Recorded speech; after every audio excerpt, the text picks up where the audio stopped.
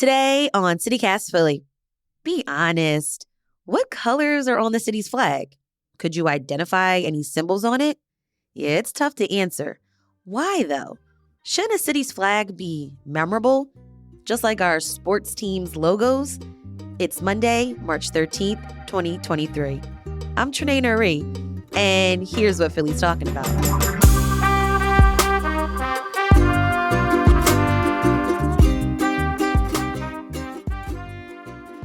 Allison McCook, you're an editor of the opinion page at the Philadelphia Inquirer.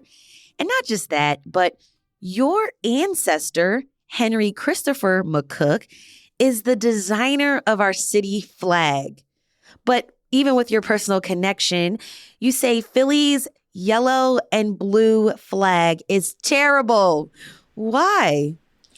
I want to qualify too. We all, like the McCook family, we've always said we are related to this guy. We have no official, paperwork or anything to attest to that. But, what I always say is how many McCooks from the Philadelphia area do you know? It's Right. likely that we are related in some way. But even I did not know what the flag looked like until about a year ago when I started working at the paper. And someone just mentioned that they'd always sort of talked about how the Philly flag isn't very good. And wouldn't it be nice to have a different one? And then I went and looked at it and I was like, this is terrible. It's just terrible. Okay, so we're going to talk about that later in the show. What makes a flag good? But I don't know. What should we be comparing it to? Should we compare it to the American flag? I don't know. I think a really good flag to think of is the Canadian flag. It's red, white with a big maple leaf in the middle. I think of it, I went to school in Canada, so I know that flag very well. I just think it's a really good flag. But it's one of those things that once you see it, I feel like it's a flag you remember. And, it's not like the Philadelphia flag. And let's talk about the Philly flag. So can you explain to me what the city seal is all about? So you have two women wearing two different colored dresses or pieces of fabric. One's holding a scroll with an anchor on it. The other's literally holding a cornucopia in her hand. Those symbols really, I don't know. When I think of Philly, I don't associate a scroll with an anchor and a cornucopia. Why do we even have this? I don't know. To be honest, I don't know that much about the seal, in part because it doesn't interest me. It doesn't, just like you say, it has no relationship to the city I know today. It was adopted a long time ago. So whatever is there, I think has become kind of outdated. The seal is very different from the flag, though. The seal is on government trucks. You see it a lot around the city. We're not suggesting touching the seal. That's a whole other thing. We just want it off the flag. Yeah. Okay, let's talk about Henry, though. Why did he decide to use blue and yellow? That had to do with Sweden, which is another thing. When you think of Philadelphia, Sweden is the first thing that comes to mind. No, but at the time it was because he wanted to honor Sweden colonized this area in the 1600s. So he wanted to honor that connection with the flag. And so the blue and the yellow are specifically, meant to address our link to Sweden. Interesting. Okay. Allison, you also say that Philly's flag, quote unquote, violates many rules of flag design. Well, yeah, I say rules. I like to put air quotes around rules. I don't like using air quotes, but I feel like you have to in this sense because the rules, if many good flags do not follow these rules. However, when you are designing a flag, there are a few things that you should try to keep in mind. And the big one is that I think you should be able to see a flag from far away and see it and recognize it. Because most of the time, that's when you are encountering a flag. It's on a flagpole high up in the air. You see it from far away and you think, boom, whatever that flag symbolizes, you're supposed to get that instantly from looking at it. And ideally, we got an email from someone about this project talking about how flags ideally should be recognizable, not just when they're unfurled, like in the wind, but when they're loose and hanging down where it's not very windy day. I mean, that's hard to achieve, obviously, but ideally that's what you want. And so in order to get that, the flag shouldn't be too busy. It should have not too many colors, maybe 2 or 3 colors. And Philly's flag has like, what, 66, you say? Well, that's because of the seal. Yeah, we actually, our team, our interactives team analyzed the number of colors in the seal, and it was 66. So that obviously breaks that rule of flag design. Right. For sure. And right. also from far away, like you're not going to see the details of the seal. Is there anything good about our city flag? I don't want to be too negative, but my answer honestly is no. I don't like anything about it. I don't even, if it were up to me, I wouldn't even keep the colors related to Sweden. Right. Because I feel like we've moved, there's so much to Philadelphia that is not about our colonization by Sweden that happened so long ago. I feel like we can come up with a more timeless concept that would work also 400 years from now, because that's the ideal. You don't want to keep changing the flag. You want to come up with something that will stick and become iconic. And speaking of achieving that, like, is that happening in our future? Where are we with maybe an actual real possible redesign? Has anyone brought this up to council? Yeah, I mean, that's a really big part of this. I've talked to some flag experts. This is a word very hard to pronounce. Vexillology, I believe, vexillology or something. Vexillology? Okay. What does that mean? that is the specialty of flag design. Those are flag experts. Interesting. So I've talked to there, and one I spoke to said, if you want to change your region's flag, the easiest part is the design. The hardest part is convincing the government to make the change. I am interested in talking to city council about actually changing the flag. The first step, what we wanted to do is sort of gauge public interest, create a tool so that people could design a flag that they liked and submit it to us. And then we could see what people are interested in, because, my idea for the flag won't work if it's not what the majority of Philadelphians want.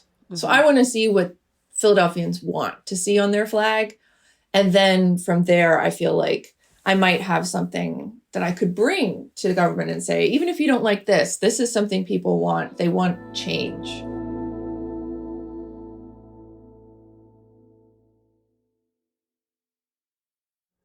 What have readers designed with this interactive tool? What are people coming up with? It's amazing. So we're still going through the piece came out on Tuesday. So we're still getting designs, but the first 24 hours, I think we got 1,200 submissions just through the tool that we created, that you could, if you go to the article, you can submit it through the tool directly. And if you're listening right now, we'll have a link in the show notes so you could design a flag as we're chatting right now. Yeah, I mean, that'd be great. I'd love to see everybody's thoughts and designs. So I think what we'll do is probably see which colors are the most popular and which symbols, if people chose symbols, which ones are the most popular. At an early glance, it looks like the Liberty Bell is coming out strong. Yeah. And that's at first, we created a list of potential symbols to use. And when I saw that, I was like, oh, it's so on the nose. Can't we do better than that? But at the same time, there aren't that many symbols that have this internationally recognized design, like shape, that you see and you think Philadelphia. The one symbol I found really intriguing, and I saw the note about it, was the use of a turtle. I'm glad you noticed that. Yeah, we thought about that a lot. And I did some reporting about that too. So we wanted to honor the Native Americans who were living here before Philadelphia and the European settlers came. And we talk about Penn Treaty Park and William Penn signing this treaty. Well, a treaty is between two people. And the other side of that is Chief Tominend, who he was a representative of the Lenape people who were living here. And he signed a peace treaty with William Penn. I mean, it ended up being quite less peaceful than I think ever they anticipated.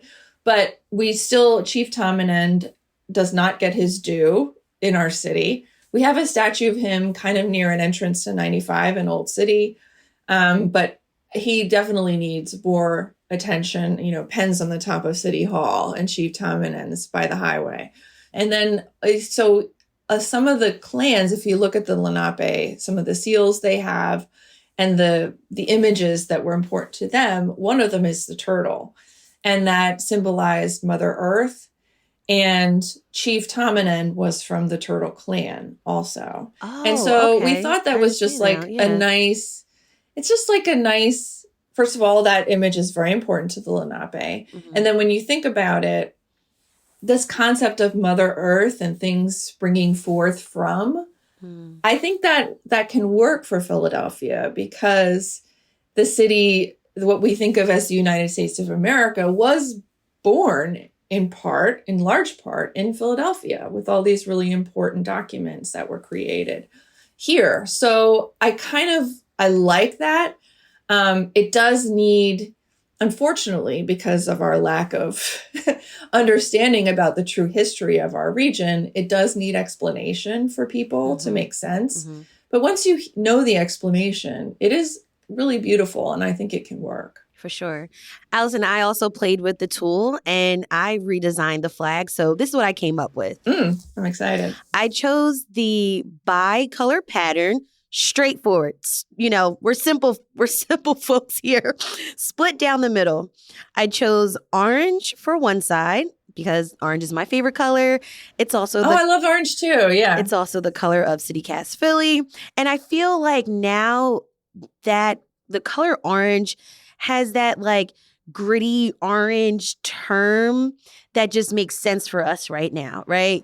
Well, literally, how we're thought of as a city because of our sports teams, I feel like really play into it a lot.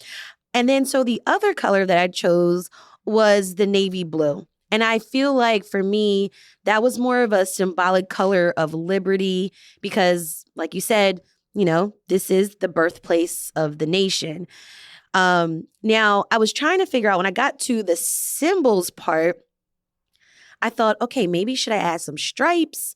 Should I add some stars?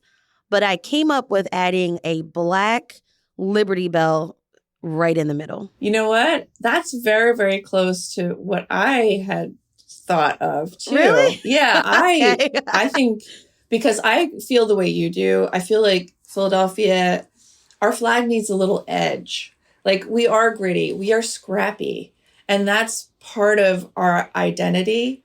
And I think the flag should reflect that. So the black, and I had a black Liberty Bell also split with color, two colors split down the middle, just like you. I think I chose red and green though. Okay, why red and green? I thought they're complementary colors from what I understand on the color wheel. So that I sort of like the idea of, because we are a very diverse city, that the idea that different things could come together and work together. Red and green is like good for, you know, our sports teams and stuff. That I thought it would just be it would be a nice transition from all the Phillies and Eagles things that people have hanging around. Okay, yep. I like the green too, because Fairmount Park is such a huge part of the city, and I think it's a distinguishing part of the city, our green cover. Allison, I have to be honest, though. Before this conversation, I really didn't look at the city flag much. So I'm wondering, like, why does this all matter? Like, why should I care about what the city's flag is? That's a really good question. I mean, I think Philadelphia is a great city, whether or not we redesign the flag. I think this is something also another flag expert told me, a great city, I think, deserves a great flag. And I think a great flag can make a great city even better by giving it this sense of identity, shared experience, the way it did feel good for those couple weeks leading up to the Super Bowl, leading up to the World Series, when everyone's wearing their sports shirt and you kind of have this sense of community. It felt good that we were all so kind good. of in something together, Yeah, believe in yeah. something together and want something together. And the flag can do that. All right, Allison McCook, an editor of the opinion page at the Philadelphia Inquirer. Thank you so much for breaking this all down with me and for joining me on CityCast Philly. It's my pleasure. It's an honor. I'm so happy to be here. We'll have a link to Allison's full story in the show notes, so you can also use the interactive tool to redesign a flag. And here's what Philly's talking about. Cheryl A. McConnell has been named president of St. Joseph's University. According to the Inquirer, McConnell was serving as the interim president for more than 9 months, and before that, she was provost for 3 years. McConnell is the first female president at the school. And the Temple University Police Department received a $1.7 million state grant. WHYY reports the funding is for campus security upgrades like gunshot detection devices, license plate readers, and closed-circuit television cameras. It's time for the tip of the day, where we share a life hack for living in Philly. Speaking of flags, the Office of Immigrant Affairs does a really cool thing by highlighting the diversity of the city with flag-raising ceremonies. Last week was the Ireland flag-raising ceremony, and in May, the city will raise Haiti and Georgia's flag. You can actually apply for a flag-raising ceremony at City Hall if you meet the eligibility requirements. Go to phila.gov/OIA for more information. If you have a tip of the day, we'd love to hear from you too. Call or text us at 215-259-8170.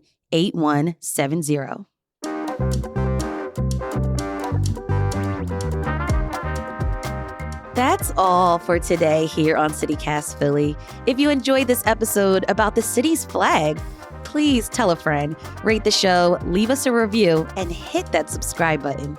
Be sure to sign up for our morning newsletter too. It's called Hey Philly. We'll be back tomorrow morning with more news from around the city. Bye.